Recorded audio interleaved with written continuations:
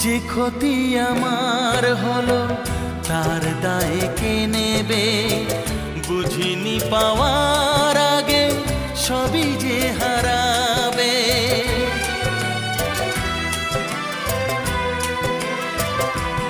ও যে ক্ষতি আমার হলো তার দায়ে কে নেবে?